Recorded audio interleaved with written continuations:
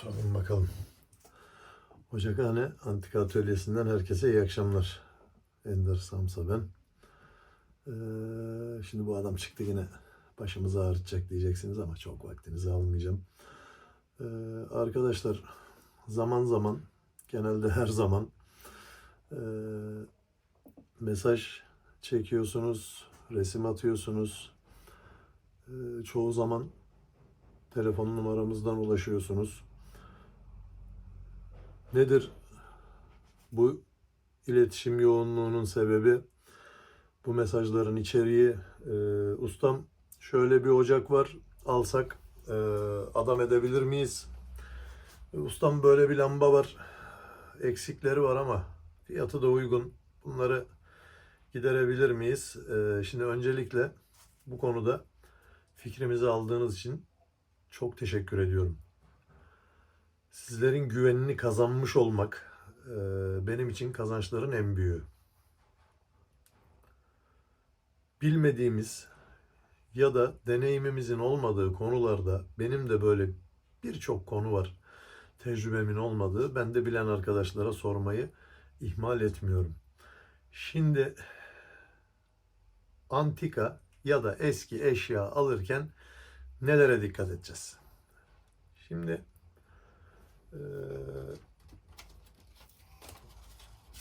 kopya kağıdımı şöyle koyayım da arada bir kopya çekelim değil mi? Bir şey olmasın.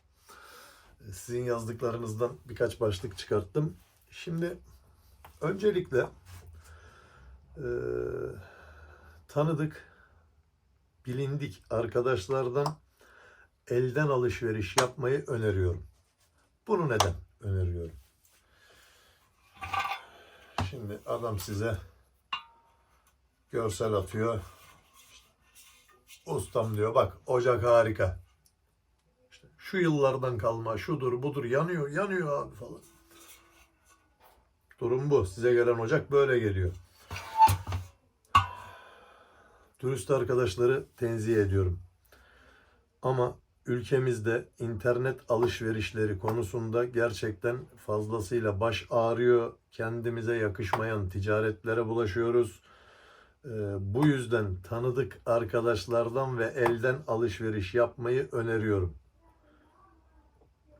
Ya hocam her yerde antikacı mı var? Ya da işte Ankara'da var bir adam da onun elindeki parça benim hoşuma gitti. Arkadaşlar referans isteyin.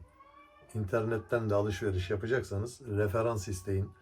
Daha önce alışveriş yapmış olan arkadaşlarınıza sorun. İnternetten katiyen alışveriş yapmayın demiyorum. Ben de internet yoluyla hizmet veriyorum sizlere ama referansı bol olan tanıdıklardan tavsiye alarak bu arkadaşlarla iletişim kurun. Benim kendi Instagram sayfamda da bu konuyla alakalı kendi açmış olduğum bir postum var. Bizden alışveriş yapan arkadaşlar onun altına iyi ya da kötü yorumlarını yazıyorlar ki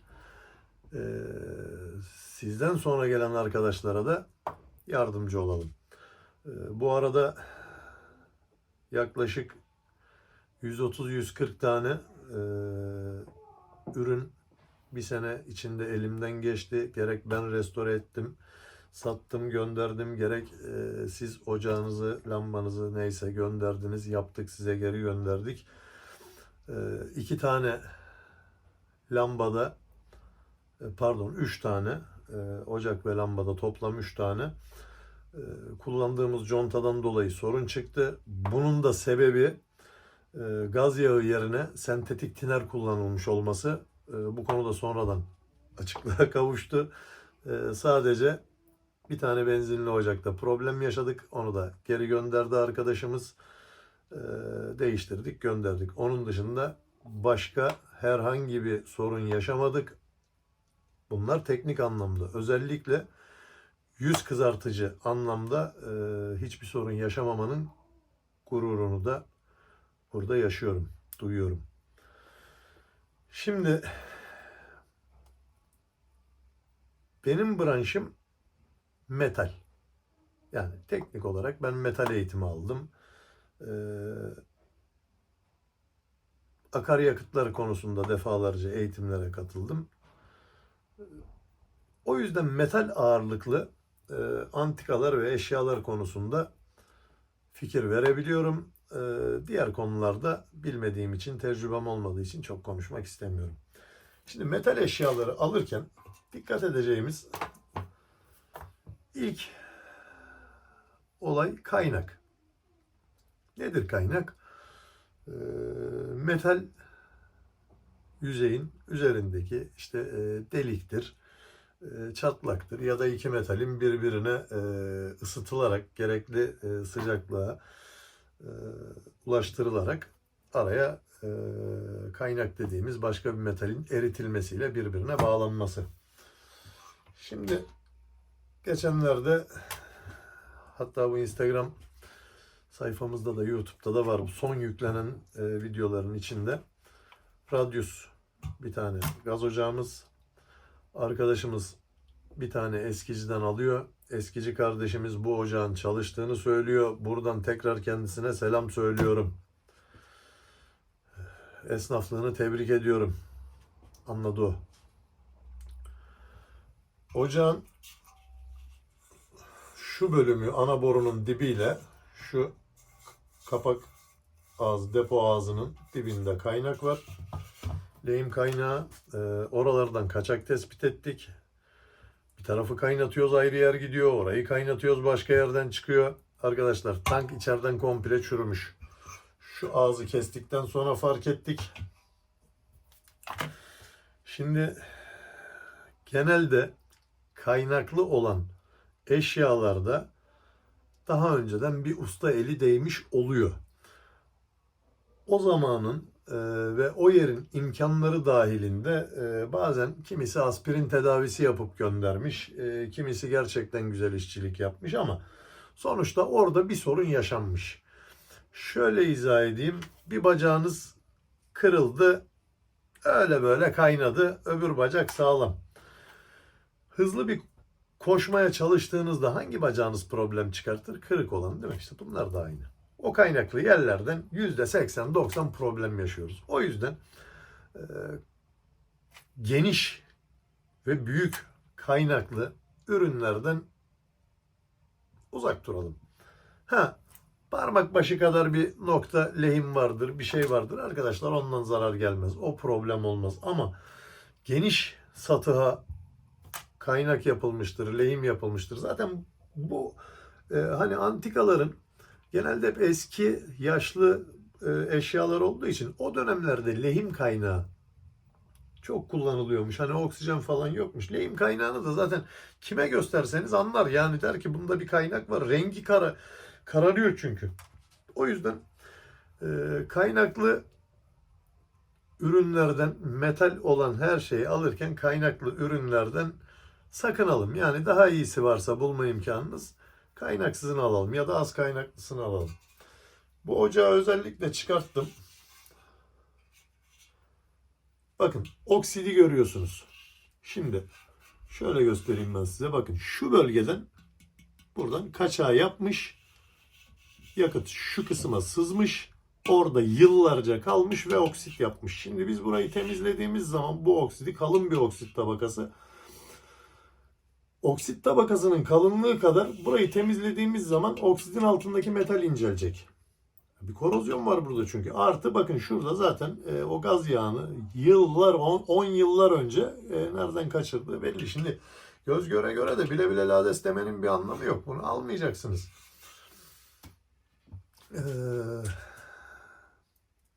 Parçaları eksik olabilir. Biraz da şundan örnek verelim. Şimdi mesela bu lüküslerin genelde en çok 2 tane parçası eksik olur. Birincisi şu kapak. Bu kapağı eskiden çıkartarak kullanıyorlarmış. Kapalı alanlarda ben de çıkartmanızı öneriyorum. Çünkü yaklaşık 250 derece sıcaklıklara ulaşıyor belli bir süre yandıktan sonra.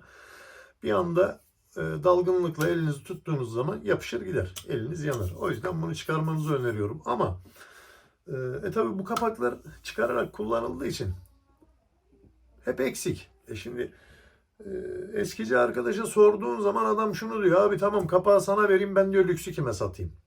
Dolayısıyla şu parçaya ya da şu parçaya Lüksün fiyatı kadar fiyat istiyorlar arkadaşlar. Mesela kapak olmasa yanar lüküs. Problem yok. Sadece bir görsel pislik olur ama şu brülör olmadan bu lüksü yakamazsın. Az bulunan parça olduğu zaman da fiyatı ona göre yükseliyor. Şimdi bir ürünü alırken bize o yüzden sormanızı istiyorum. Yani arkadaşlar, Türkiye çapında toplasan 8-10 kişiyiz bu işlerle uğraşan. Bütün arkadaşlarımızın, yani herkesin çalıştığı, bildiği, güvendiği bir ustası var. Arkadaşlar, arayın, sorun. Bir fikir alın. En azından bakın, fiyat maliyet hesaplaması yapın. Şimdi bunun bir bakım ücreti var. O parçanın maliyeti var. Bir de bu lüküsün tertemiz bu haliyle satış fiyatı var. Şimdi cam yok, boru yok, efendime söyleyeyim kapak yok, brülör yok. Adam sana bunu lüküs diye örnek veriyorum 2000 liraya sattı. Abi bunları da ekledin, oldu fiyatı 4000 lira. Bir de bakım masrafı oldu 6000 lira. Güzel kardeşim, zaten 4000-5000 liraya bunun hazırı var eksiksizi. İşte değecek mi? Değmeyecek. Yani paranızı da saçıp savurup çöpe atmanın bir anlamı yok. Ben bunu o yüzden söylüyorum. Mutlaka ustanıza danışın. Beni arayan sürekli böyle birkaç tane abim, arkadaşım var, sağ olsunlar. Alırsan elimi sürmem diyorum. Adam almıyor. Çok teşekkür ediyorum. Kendisi o 3-4 kişi kendini çok iyi biliyor. Ya arkadaşlar, para kolay kazanılmıyor. Astarı yüzünü geçecekse benim bundan alacağım bakım parası beni zengin etmez. Ama dostumun, arkadaşımın cebinden gereksiz yere çıkacak paraya ben üzülürüm. O yüzden önermem. Yani bir eskiyi alırken ürünün fiyatı yaklaşık kaç paraya hazır şekle geleceği, yani bir fiyat maliyet araştırması yapmanız iyi olur. Bir diğer konuda şimdi bu tip eskileri alırken kullanım amacınız çok önemli. Yani ustam ben bunu alacağım, vitrine koyacağım, bu süs olarak duracak diyorsan ya da koleksiyonerlik yapıyorsan, ki koleksiyonerlik yapan arkadaşlara zaten onlar bizden daha bilgili. Buradan muaf tutuyorum onları. Söyleşinin bu kısmından onları tenzih ediyorum. Az bulunan parçalar tabii ki kıymetli. İşte markasına göre, modeline göre, temizliğine göre, orijinalliğine göre her malın bir fiyatı var. Yalnız eğer kullanacaksanız çok nadir bulunan parçalardan uzak durun. Yani niye? Şimdi mesela bu lüküslerin baby modeli var. Yüzlük, ufacık bir şey. Görsen bayılırsın. Ben şahsen görsem kullanamam. Yani ona kıyıp da kullanamam. Camı piyasada yok. Yani bunlar kadar kolay bulunan bir ölçü değil. Şimdi baby'yi aldın ama kullanmak için aldın. Oldu, camı da çatladı gitti. Camını bulamadın, ne yapacaksın? Şimdi camı bulamadın. Lüküs elinde yatıyor. Arkadaşlar, 300 liralık camı 3000 liraya satarlar adama. Mecbur kaldığın zaman. O yüzden aktif kullanacaksan parçası bulunan ya da eskicilerde, mesela örnek veriyorum, Optimus 200P lüks lambası ganimet. Ondan al. Ondan al. Onu kullan. En azından şapkasını kaybedersin, gider bulursun. İşte düğmesini kaybedersin, gider bulursun. Ama bulunmayan şeyleri koleksiyon anlamında düşünüyorsanız alın derim. Yani kısacası kullanım amacınıza göre eşya alın. Koleksiyonda derken, yani bu benim kendi şahsi fikrim. Arkadaş, bir malı alacaksan bunu normal hayatta da sana hizmet edebilmesi lazım. Kullanabilmen lazım. Şimdi mesela onlarca ocak çeşidi var. Ben sayfamda 4 ya da 5 çeşit en fazla ocak öneriyorum. Neden? Abi o kadar para veriyorsun. Bunun en ucuzu 5-6 bin liradan başlıyor. Normal hayatta da senin işini görmesi lazım. Yani ocağın verdiği hizmetin seni tatmin etmesi lazım. Usta ben koleksiyon yapacağım. Tamam abim, yarın bir gün ölüm var, hastalık var. Allah bir dert verir. Satmak zorunda kalırsın. Ya da hevesin geçer, satmak zorunda kalırsın. Belki alan adam kullanmak için alacak. Arkadaşlar, ben bu işlerin tamiriyle, bakımıyla uğraşmasam, inanın her gördüğümü almak istiyorum. He, elimde böyle sürekli bir şeyler hani geliyor geçiyor da kendimi frenliyorum, ihtiyaç duymuyorum ama böyle tamirle, bakımla bilmem neyle böyle onlarca ocak lamba elimden geçmese evi köyü satar ben de yatırırım. O yüzden birbirimizi mantıksız alışverişlerde frenlememiz gerekiyor. Her eski olan şey eski olmuyor. Gaz ocaklarında bunlar pirinç. Pirinç bilmeyen arkadaşlar için söylüyorum. Bakır çinko alaşımıdır. Bizim yerli markalarda bunun içine bir de demir tozu eklenmiş. Maliyeti düşürmek için. Dolayısıyla alaşım sertleşmiş. Sertleştiği için de özellikle bakın şu bölgelerde uzun uzun çatlaklar oluşur sertlikten dolayı. Arkadaşlar gaz ocağı alırken şöyle bir yakından bakın. O tip uzun çatlaklar varsa uzak durun. Çünkü sert pirinç orayı çatlatırken başka yerden yine çatlayacak. Bir ayağı yoktur. Önemli değil. Onu yaparız. Ama şöyle bölgesel ve geniş satıhlarda kaynaklı olan ürünleri almanızı önermem. Önermem. Paranız boşa gitmesin. Ufak tefek ezikler olabilir. Lüküs lambalarında da öyle. Ufak tefek ezikler olabilir. Şimdi mesela bu normalde pirinçtir. Ama bunun üstü nikelaj kaplıdır. Ne olur? Çok aşırı bir küf vardır. Çok çok onu kaldırırız. Alttan sarısı çıkar. Ama yine yanar bir şekilde. Bu lüks lambalarında da özellikle tabii yine tank kısmında kaynak olmamasını öneriyorum. Arkadaşlar şu brulör kısmı eksik olmasın. Bakın diğerlerini iyi kötü tamamlıyoruz. Çok sıkışırsak kendimiz yapıyoruz ama şu kısım çok uğraştırıyor. Yani bundan yapmadım şimdiye kadar. İhtiyaç duymadım. İhtiyaç olursa yaparım. Ama inanın çok vaktimi alır. Bu da maliyet olarak size yansır. Gerek yok. Diğer şimdi gaz ocağı, lüküs bunlar her zaman elimizin altında olduğu için anlatmak istedim. Diğer metal bakır, çinko, bakır, işte pirinç, çinko antikalarda da aynı. Metallerin özelliği değişmez. Çok kaynaklı olmasından kaçınalım. Gerekirse almayın ya. Çünkü kaynak o malın değerini düşürür arkadaşlar. Araba kaportasındaki macun gibidir kaynak. Altında ne çıkacak bilemezsin. O yüzden metal eşyalar için kaynaklısından uzak duralım. Ne kadar az kaynak o kadar iyi. Pirinç alaşımının çatlamamış olmasına dikkat edeceğiz. Avrupa markaları öneriyorum. Ben kendim de yerli marka almıyorum. Kötü demiyorum ama almıyorum. Çünkü Avrupa'nın metal kalitesi yerlilerde yok arkadaşlar. Yerlilerde yok. Çakmaklar konusunda soran arkadaşlarımız oluyor. Arkadaşlar bir iki kere çakmak tamir ettim. Hatıra binaen. Benim branşım değil çakmak olayı. Bu konuda da işte ustam şu para eder mi, ustam bu para eder mi? Kendisinden izin aldık. İsmini zikredebileceğimize dair değerli alt tire obje alt tire antika. Ömer hocam, Ömer hocam soran arkadaşlarıma seve seve yardımcı olurum dedi. Genel olarak antikalar anlamında benden yani çakmaklar konusunda falan benden daha bilgili, tecrübeli. Benim çakmak tecrübem fazla yok. Benim metal ve mekanik tamiri. Özür dilerim. Kendisinden DM yoluyla ulaşarak fikir alabilirsiniz. Söylemek istediklerim bunlar. Yine kanalımıza abone olmanızı rica edeceğim. Abone sayımız ağır ağır artıyor. O sayının arttığını görmek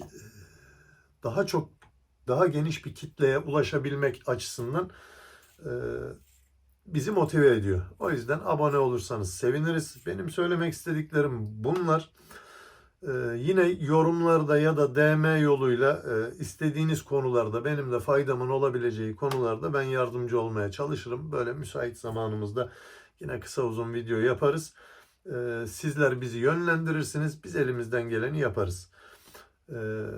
vakit geç oldu. Herkese iyi akşamlar diliyorum. Seviliyorsunuz.